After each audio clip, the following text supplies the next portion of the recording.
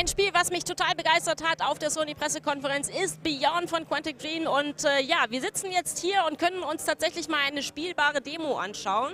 So, what's your name again? Ray. Ray, thank you for showing me this level. So, how far is it in the story? This is about a third through the story. At this point, Jodie has been on the run for a couple of weeks. She's been on the run from the authorities, and that's where we find her now.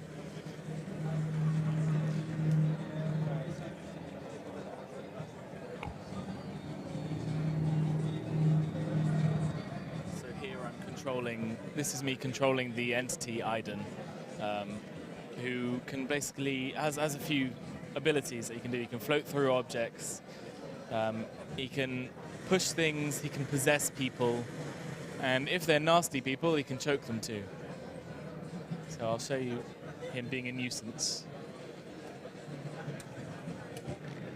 Oh. Apparently I wasn't strong enough there.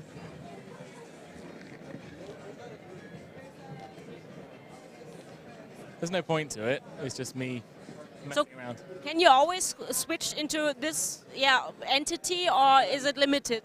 So at the moment what we're trying to do is make it so that around 80% of the game you'll be able to switch between the two at any point just by hitting the triangle button. Hopefully we'll end up there by the end of the development as well. And can you already tell why Jodie can do this? Well, that's the primary mystery of the game. That's kind of what we're trying to find out. That's the whole story. Why are they connected? What is their connection? What does it mean? So we're not talking about that, obviously, just yet.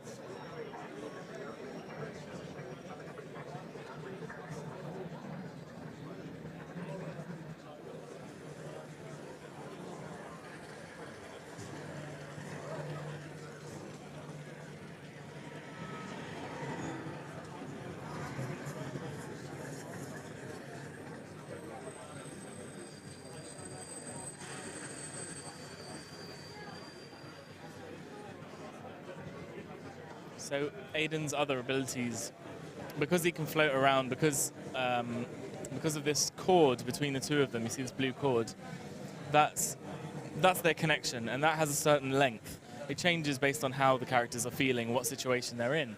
In this case, because she's asleep and because there's no imminent threat, Aiden can go quite far away, actually. And he can just have a look around, and as the player you can learn more about the world and more about what's going on in the situation around Jodie. So here, for example, I can sit and listen to these guys talk about the manhunt and about finding Jodie. Wonderful trees.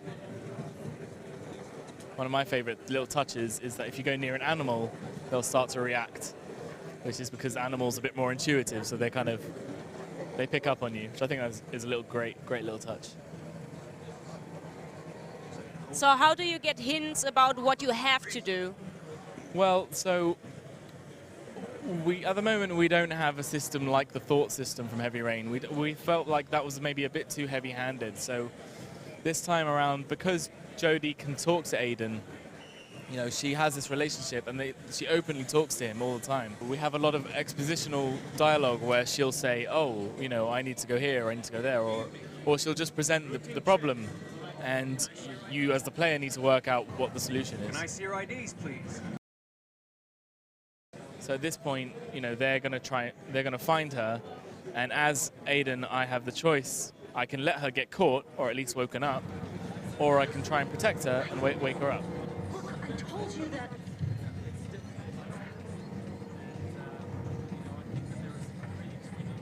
Ma'am, return to your seat, please. Shit, that's her! That's her! So here, basically, if I stop, she's going to get caught, so I shut her off. I need to touch the cars. Freeze! Police! Could be attractive objects. Hey, what's going on? Yeah, as far as in Heavy Rain works, this would potentially have just been if I knew that you're playing through doing stuff you're actually moving your character at the same time. Hey, watch out! Everyone down!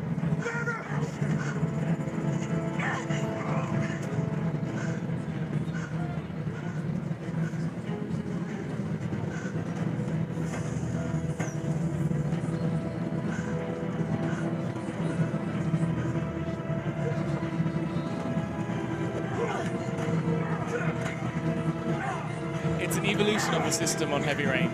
So I've still got my QuickTime events, but on top of that, you're controlling Jodie with the left stick as well. So you're doing a bit of both. It's a bit more like a traditional third-person game. When you control Aiden, you are fully in control of him with the 6-axis and all the other buttons. So it's a bit more involved than Heavy Rain was. So here I'll switch, because she can't do it herself, Jodie needs some help.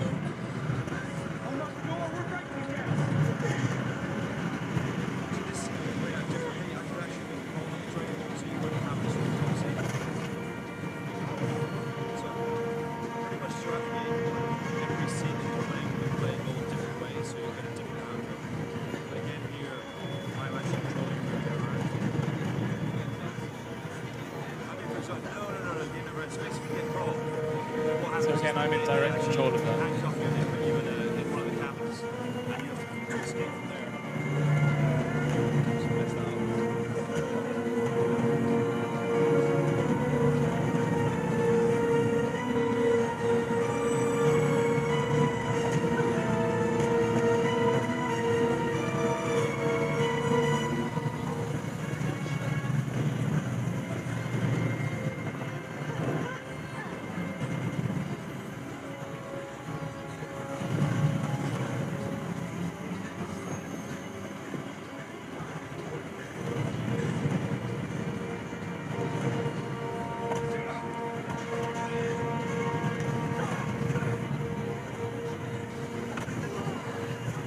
Here we got in a group of trained, choreographers to really do quite amazing fight sequences for all of the fight sequences in the game.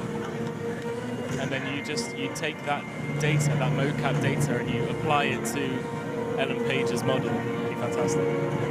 So how long did you shoot with Ellen Page? Did she all the moves all together? So, like a real movie shot? Yeah, so she had, she's actually still in the middle of shooting, still quite a lot to do, but roughly about a month worth of her acting, because she's obviously the main character. She's got a lot to do, so that's really a lot. That's maybe 5-6 days a week. That's a lot of capture to do. So how important do you think may it be in the future for video games to have real Hollywood stars portraying computer game roles? Well, I think it depends on what you're trying to achieve with the game. For us, it was quite important because it's interactive drama, which is effectively a game that, a movie that you play, and for us to really realize that, I think we needed Hollywood talent. We've already got the Hollywood technology. Let's match it with the talent as well. But as I say, not every game needs it, and it just really depends on what you're trying to do. What Hollywood star would you like to see in the game? That is a good question. I quite like Ed Norton. I think he'd be a good moody person to put in the dark game. I think that would be quite cool.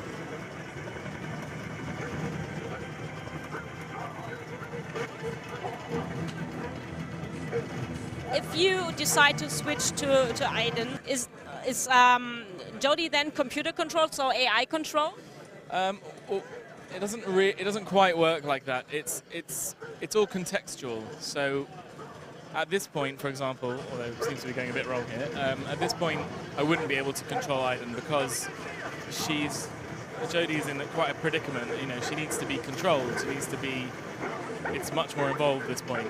In the slower sequences, then Jodie has her own personality. So if you're not controlling her, she'll be doing her own thing. It depends on the scene. It's all completely contextual.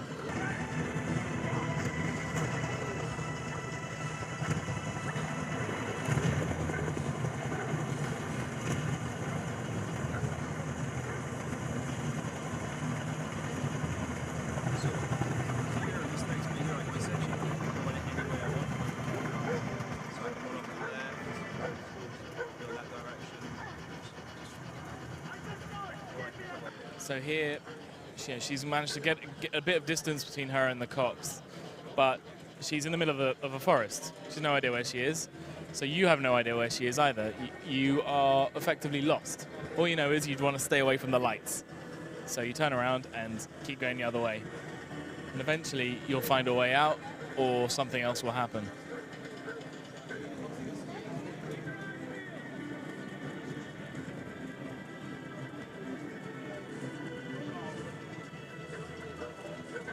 Do you think Beyond is a game that is more for the experienced gamer?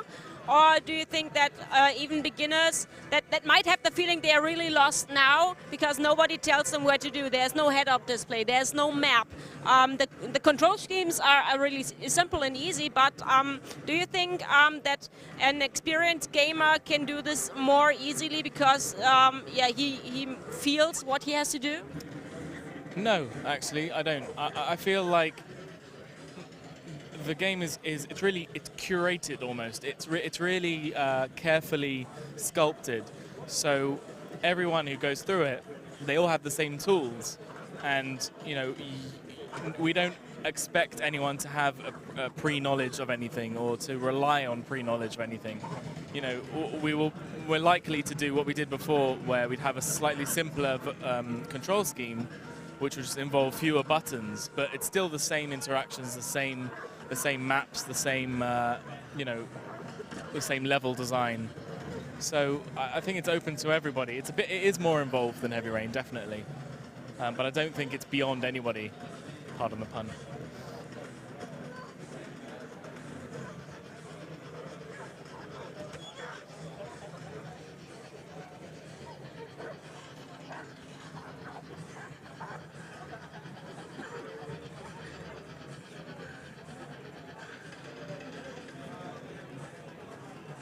Here, for example, you're sort of just led to where you need to go.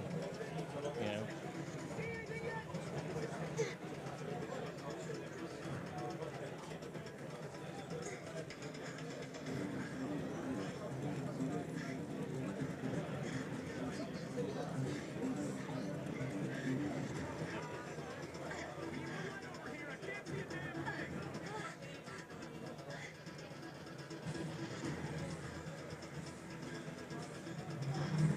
I really like the camera perspectives because this is beyond everything that you see in other video games. This is really like watching a movie.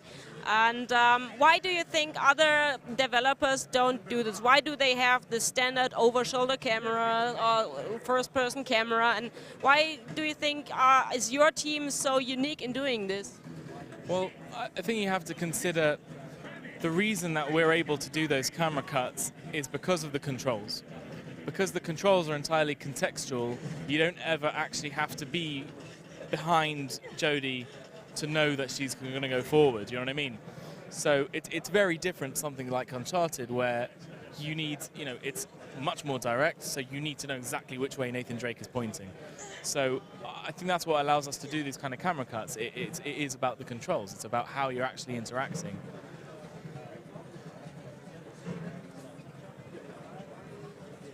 Also, I would say that a first-person game is very hard to make cinematic, and the few games that really achieve that, they're absolute artists that they can do that.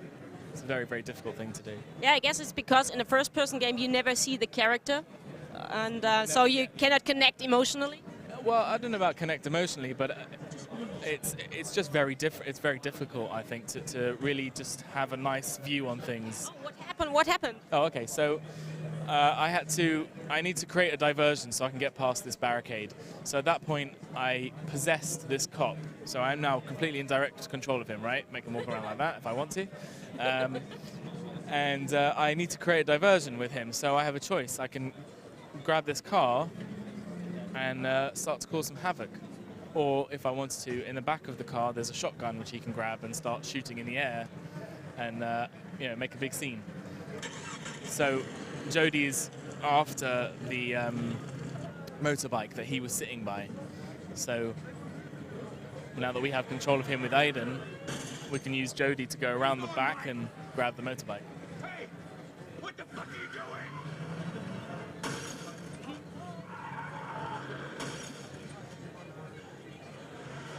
So here they work together. You know, that it's very much not Jodie is, Aiden is Jodie's slave or anything. They are very much separate characters. Here's another example of where we differ from Heavy Rain. In this sequence, it seems to be loading a bit funny. It's direct control of the motorbike, whereas before it would have just been a cutscene. That is not loading properly at all. Yeah. I'm going to quit out of that. Yeah, thank you very much. Okay. It's been a great insight into this game, and I'm really looking forward to it. So when do you think it's going to be released? It should be coming out Q1 next year, so the first quarter of next year. Okay, thank you very much. Beyond Two Souls, absoluter Hammer.